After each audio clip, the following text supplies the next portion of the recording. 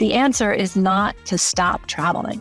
The answer is to transform how we travel and be more thoughtful consumers, and as consumers push our service providers also to start to evolve. Carbonsations, today's carbon industry leaders. Welcome to the Carbonsations podcast, where we speak to some of the leading figures in the emerging carbon industry. Joining us for today's episode is Christina Beckmann, co-founder of Tomorrow's Air, the flagship climate initiative of the Adventure Travel Trade Association and an industry-first collective educating and inspiring people to travel climate consciously. Christina, I'm very pleased to meet you and excited to learn more about how Tomorrow's Air is helping clean up the travel industry. But before that, it would be great if we could tell us a little bit more about yourself and how you ended up in this space. Yeah, well, hi, Violet. Thank you so much. It's great to be here. My background actually is in management consulting. And I wound up in the travel industry 20 some odd years ago after what I call my first epiphany in nature, which was this incredible trip down the Colorado River through the Grand Canyon. And what I experienced on that trip got me looking at the world in a new way and thinking about my role, my possible role in the world in a new way. So after that expedition, I decided that I wanted to learn more about sustainable tourism and the ways that travel can help conservation efforts and can also help contribute to local livelihoods. And so yeah, I left my management consulting gig and I started a new practice, which was consulting, but was focused on sustainable tourism development. And I worked for international aid agencies that are often focused on economic development programs that would have a tourism component. And so that's kind of my background. I have 20 some odd years helping develop nature-based sustainable tourism in countries around the world. And throughout that whole time, sort of noticed the effects of climate change. And we did a lot of research that would point out sort of tourism on the front lines of climate change, nature and adventure tourism. These kinds of guides and businesses experience climate change first. They're often in these remote areas that are like the first and worst hit. And so I felt like I had this up-close personal look at the effects of our changing climate, which got me, sort of learning more and more about it, and eventually switched on to this sort of category of solutions that we're focused on now, which is carbon removal. Excellent. I just recently came across a report which projects that global aviation emissions will hit 2 billion metric tons, something around that, by 2050, which is a staggering amount. So with that in mind, how do we get people to travel in a more climate conscious way? Yeah, well, this is a huge topic. I mean, aviation is, when you think of travel end to end, so there's the cars you drive, the hotels you stay in, the meals that you purchase, the souvenirs that you purchase. So aviation is a strong component of travel emissions, but it's not even the whole enchilada. So end-to-end, including shopping, the study that we refer to most frequently, this Lenzen study, I can find the exact title, but they put tourism at between 8 and 10% of global emissions. I think maybe you can get up to 12%. So it's not nothing, but aviation is not the whole story. And when it comes to traveling climate consciously, we as individual travelers do have a lot of decision points where we can reduce our emissions. I think, we've done some survey research around where travelers feel they have influence over emissions. And travelers don't feel like they have a lot of influence over the emissions from flights. One of the main ways they can support that is through sustainable aviation fuel, which directly reduces the emissions going into the atmosphere. But as individual travelers, we do have a lot of control over what kind of vehicles we drive, where we choose to stay, whether we're eating local food, whether we're staying in accommodations that run on renewable energy. I mean, I also like saying all this stuff. I know when I travel, like with my family, it's not always the easiest thing in the world to, interrogate every service provider around their sustainability practices. So I think it's a bit of an evolution in terms of how we think about our travel, how we book and plan for trips. And it probably doesn't happen all at once. Not everybody is going to turn every vacation into a massive emissions measurement homework assignment, but we can definitely start pushing a little bit harder on our service providers and asking those questions. So what would you say the main kind of source of emissions in the travel industry is if it's not flights? Oh, flights are a chunk. I can look that up, whatever it is. The percentage of flight of tourism share, maybe that's 12%, if I'm remembering that right. I mean, we should fly less. We should stay longer when we travel. We should replace in-country flight with trains or other, the sector I work in, adventure tourism. There's a lot of different ways people get around. You can get around on your bike. You can get around on boats. You can choose to stay in one place. There's a bit of a mindset shift also. I think the bucket list mentality is maybe going more into a slow travel. Like, how can you deeply experience and enjoy a place? You don't necessarily have to conquer the whole country by jetting all around it in 1 week. So I think when we think about flights, we try to suggest flying less, taking fewer of those long haul flights. And when you go someplace, stay for a good amount of time and sort of embed yourself. It's a different mindset than trying to tick everything off your list. What is the share of aviation emissions in the travel industry? Yeah. So I think I said earlier, tourism end to end is 8 to 12% of global emissions. Then sort of scoping that downward, what percentage does flying make up of tourism's contribution? That number is 12%. I think that comes as a shock to a lot of people because we think of flying as the biggest and worst thing about travel and tourism is the emissions from flights. And I don't want to downplay the significance of emissions from flights, right? Because also they're at different levels of the atmosphere and they have sort of enhanced implications. But the thing to keep in mind is that the flights are 12% of emissions. That leaves 88% of emissions coming from other sources in your trip. And those are things where you don't have to be sort of stuck on the sidelines saying, there's nothing I can do to change aviation. I mean, there's one thing you can do, which is support sustainable aviation fuel. That is a very helpful and necessary component of transforming aviation.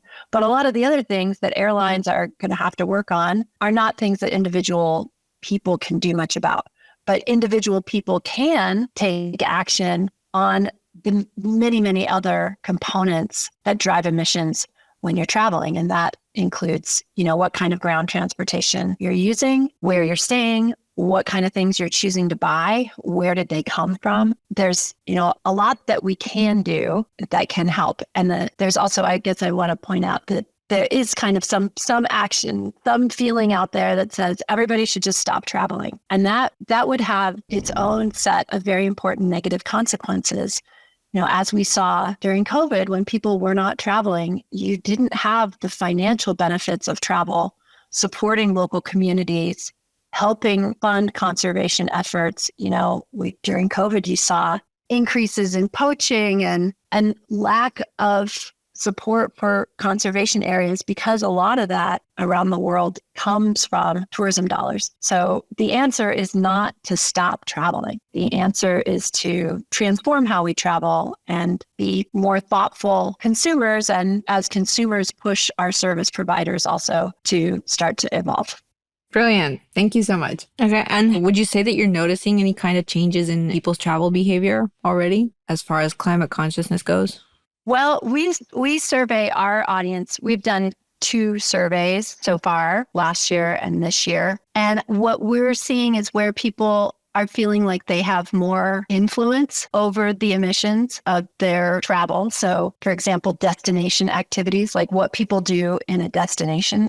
People are starting to sort of recognize that the choices of activities that you make when you visit a place has an impact on the emissions. So maybe instead of renting a speedboat, for example, you decide to canoe. Maybe you hire bikes for a day. So last year, 36% of people were saying that of our respondents were saying that they felt like they had a lot of influence over the emissions in a destination. This year, 54%. So feel that they have a lot of influence over that. also in terms of ground transportation and shopping, people are seeing, at least again, our survey sample, people feeling like they have a greater sense of the emissions that might be associated with their purchases. So maybe they're choosing different things to buy. Excellent. That's great news. Christina, I also wanted to touch on a slightly different topic. Your recent partnership with a DAC company, Octavia Carbon. We actually had Martin Freimuller, the founder and CEO, on the podcast last season, and he shared some very interesting details about the exciting stuff they're doing down in Kenya. So I was wondering if you could share more about this partnership you have with Octavia and what it entails and how it came to be. Yeah, I met Martin at a Carbon Unbound conference, and we were in a small group together. And what immediately struck me was what drew me to Octavia was the co-benefits to the local population. You know, Octavia is got a majority Kenyan staff. So, I mean, in addition to the technical story and how they're operating their direct air capture operation, they also have this great context in that they're working in the Great Rift Valley, which is a terrific place for tourism and well known to nature and adventure tourists. So we have included Octavia in our carbon removal portfolio. And the way that works is travel businesses add a fee onto their booking.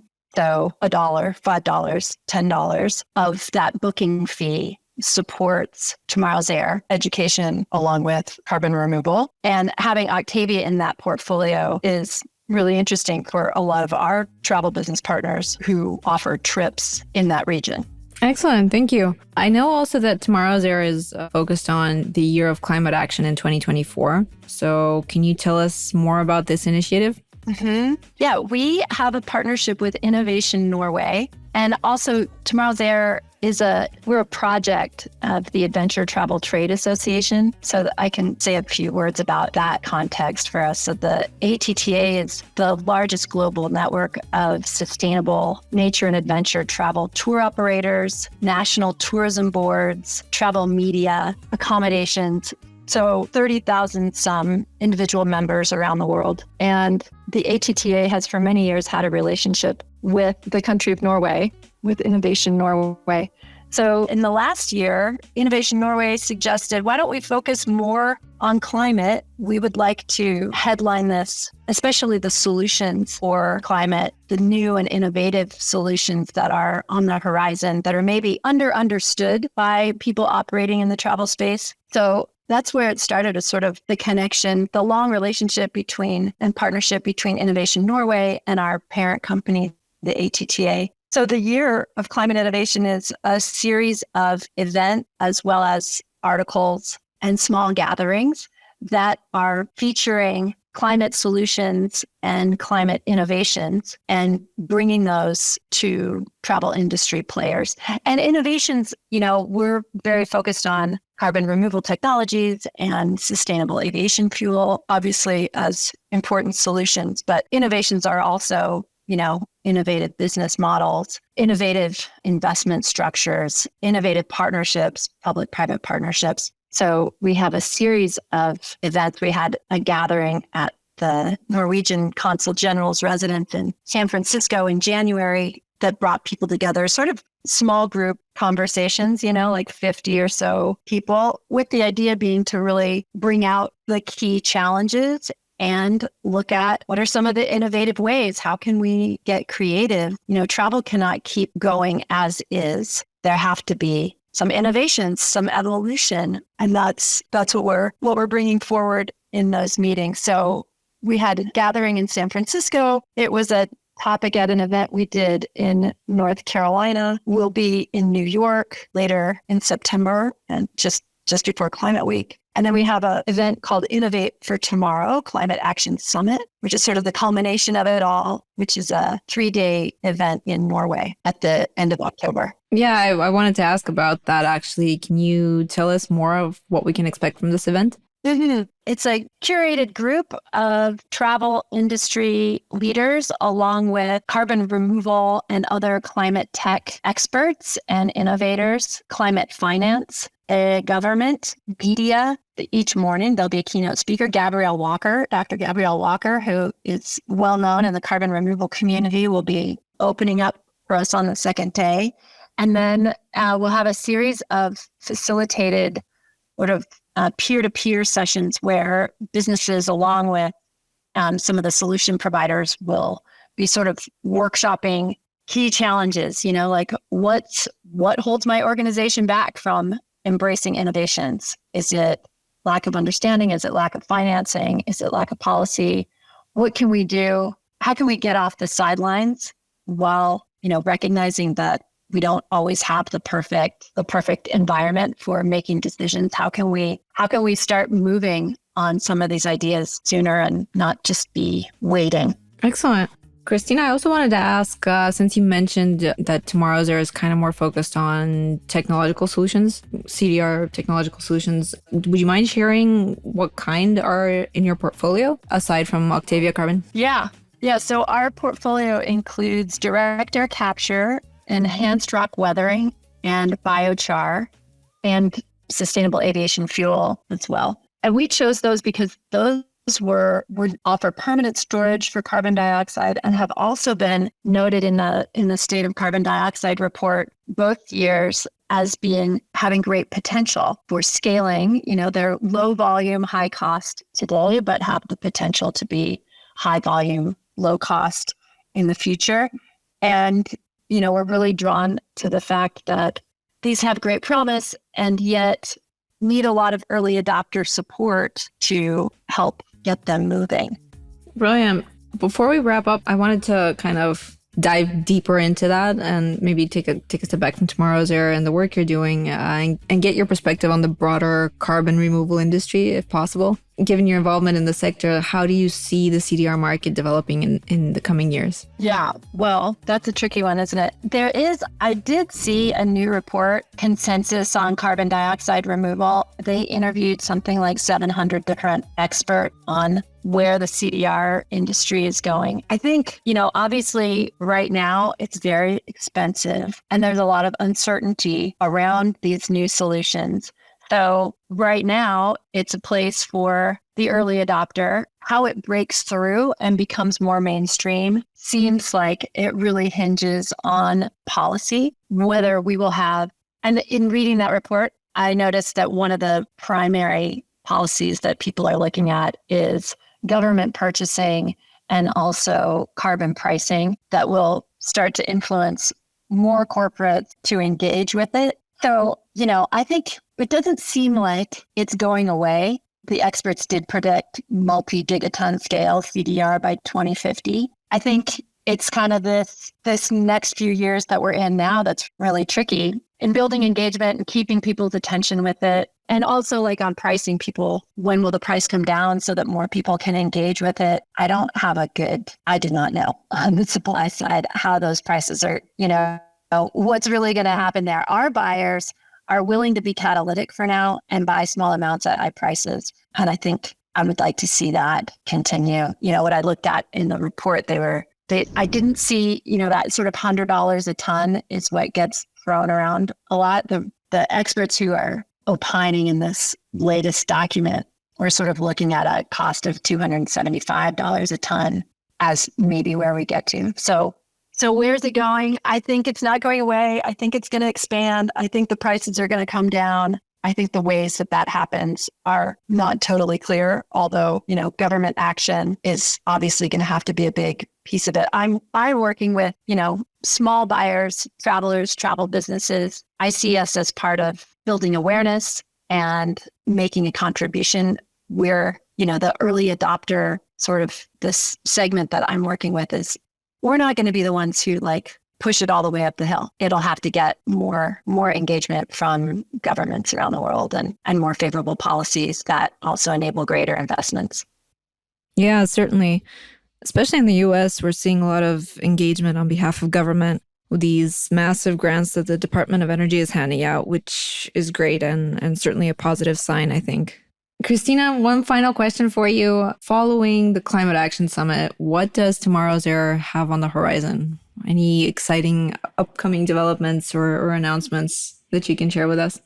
That's a good question. We're very focused on, I don't have any big dramatic announcements following the summit, we are really focused on continuing to educate and inspire travel businesses to incorporate climate action into their operations. At the same time, we are building up our consumer focus, so our traveler education and the creative ways that we engage with travelers who are already climate conscious. The sort of older generation of travelers are probably less, for the most part, I think, less engaged in terms of, changing their travel behaviors to accommodate climate concerns. But the younger generations of travelers are keenly aware and focused and interested. And so going into 2025, we're looking at different kinds of partnerships and relationships with organizations that have strong consumer connections, whether, gear companies or media outlets that can help bring more travelers into awareness on climate solutions, like we sort of talked at the beginning. Flights are a component. And while you may not have total control over flights, you do have influence over other aspects of your travel that can help reduce emissions. So going into 2025, we're looking harder at how we continue to inspire and engage with individual travelers. Excellent. Christina, thank you so much for joining us on the Carbonsations podcast. It was a true pleasure to have you with us today and learn about the important work you do. Thank you, Violet. If you enjoyed this episode of the Carbonsations podcast and would like to hear more conversations like this, please be sure to subscribe. We really appreciate the support.